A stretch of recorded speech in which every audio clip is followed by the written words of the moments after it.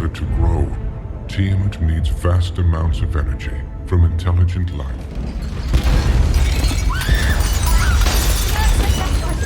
Global earthquake swept nation-states across the world. Many have speculated its connection with the... Reading on those tremors? It was a mild subduction under the African plate.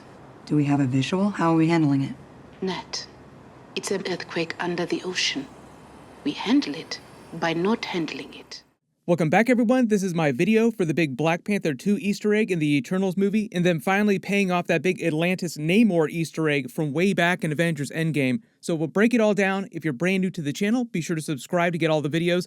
Also explain what's going on with the new Black Panther, because we did get a preview for a lot of the roster that's going to be showing up during Avengers 5 and the later Marvel movies. But during Avengers Endgame, we all saw Black Widow and Okoye talking about an underwater earthquake happening under the African plate. What that means is that there was an earthquake around Africa that extended into the Pacific, the Indian Ocean, the Atlantic Ocean on the other side, this whole area around Africa.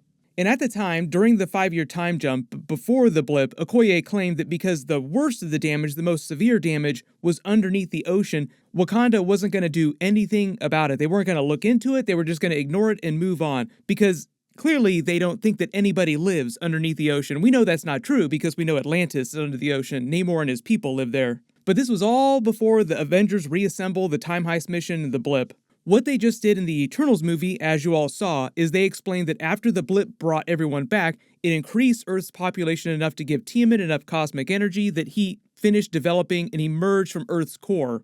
Thus, they called it the emergence during the movie, a new celestial being born.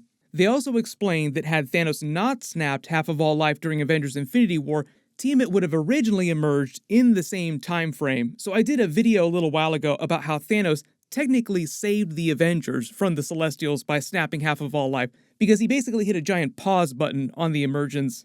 But during the Eternals movie, when they say the emergence is happening in 7 days, you have to remember the timeline. That's not 7 days after Avengers Endgame. They actually confirmed that the Eternals movie is taking place around the same time as Spider-Man Far From Home, which is 8 months after Avengers Endgame. So originally, had Thanos not snapped everyone in Avengers Infinity War, about 8 months after Infinity War, Tiamat would have emerged and destroyed the entire planet.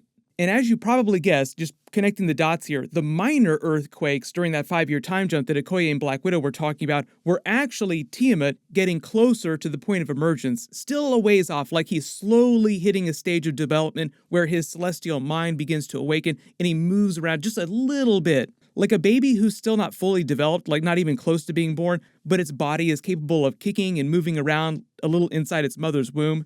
And after everyone comes back with the blip, the small earthquakes turn into much, much larger earthquakes that they feel all over the planet. Like the baby's telling us it's time for the birth. He's coming. So that's why during the 5-year time jump, even though Tiamat wasn't close to emerging, he was still at a stage of development where he could kind of automatically just shuffle around just a little bit inside Earth's core, causing big tremors all over the place.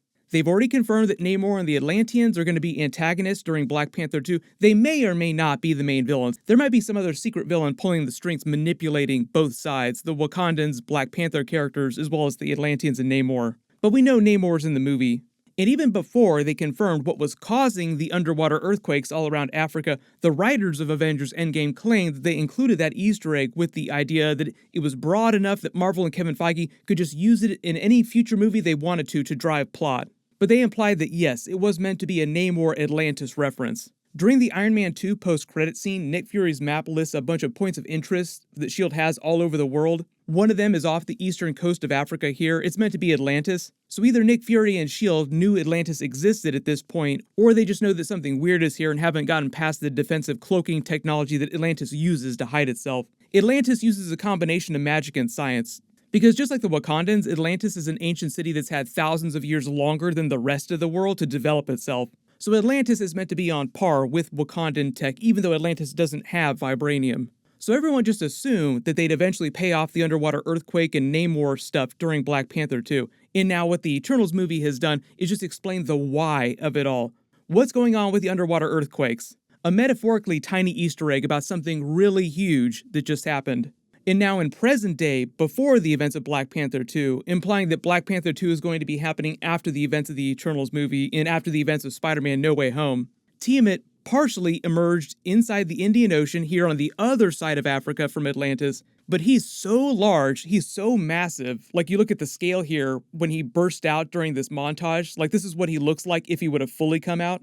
Him just coming out a little and turning to stone probably killed almost all life in this part of the ocean, in this part of the planet, into the Pacific. It would have caused massive tidal waves, like massive tsunamis, on every continent around him in this big circle radius, any landmass that's nearby. So anyone living nearby to this area just experienced a cataclysmic natural disaster that they'll have to address in one of the movies at some point. There really weren't any references to it during Spider-Man No Way Home, which was kind of disappointing. I was hoping for some background Easter egg like J. Jonah Jameson news broadcast about big earthquakes and a giant stone celestial emerging on the other side of the planet. But all the secondary earthquake damage would have also extended around the rest of the world to a lesser degree. Like Tiamat coming out caused earthquakes everywhere. Spider-Man would have felt them with his spidey sense, and then literally the ground beneath him in New York City would have shaken.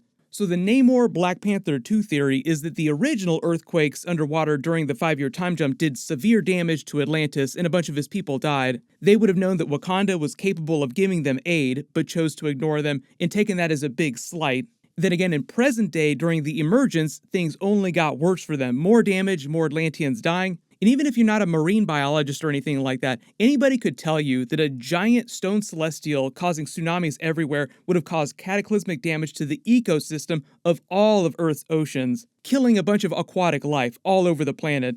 So if Namor was already pissed about Wakanda not helping them a couple years ago, you have to imagine his rage when a ton of ocean life dies during the Eternals movie. Press F to pay respects to Earth's oceans. So early theory is what they might wind up doing in Black Panther 2 is creating a situation where Namor and the Atlanteans believe Wakanda are partially responsible, or they just refuse to help again, and that's what causes them to declare all-out war against Wakanda and kill T'Challa Black Panther.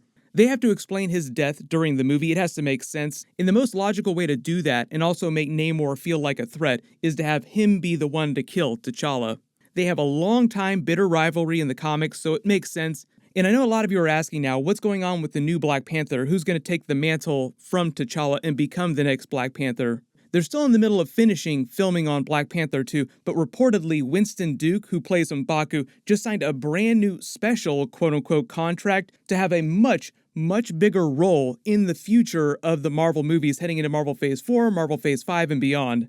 So the current rumor is that M'Baku will become the next Black Panther. And there was also a rumor you may have heard about a while ago, and I've talked about this in a previous video, that they're going to say that Nakia and T'Challa had a child together at some point between Avengers Infinity War and when they're going to say that he dies during the events of the Black Panther 2 movie. And eventually that child will take the mantle of Black Panther and become King of Wakanda when he's old enough, but he's still supposed to be a child during the events of Black Panther 2. So M'Baku is sort of going to be the proxy Black Panther until he's old enough to take the mantle from him. I think the reason why Marvel might decide M'Baku would be the person to take the mantle is because he's like the next best candidate that they had inside the country, because he almost beat T'Challa during their first challenge, and then they went to M'Baku to get help with T'Challa when he was trying to defeat Killmonger towards the end of the film. And during Avengers Infinity War, M'Baku already showed that he was a big team player. For those of you asking about them bringing Killmonger back, because I know there were a lot of people that were like, why don't they just bring in multiverse Killmonger and have him be Black Panther? Michael B. Jordan has basically said in so many words that he is probably coming back. Like, he's tried to not give spoilers away, but I think it's pretty clear that he's coming back. But the rumor is that he's not coming back as multiverse Killmonger, he's actually coming back as the original Killmonger who died, and he's going to be Force Ghost Killmonger from the ancestral plane. And he'll be giving advice to the new Black Panther, M'Baku, and also probably T'Challa's son. So yes, Killmonger is coming back for those of you that wanted him to come back, but not quite in the way that people were expecting.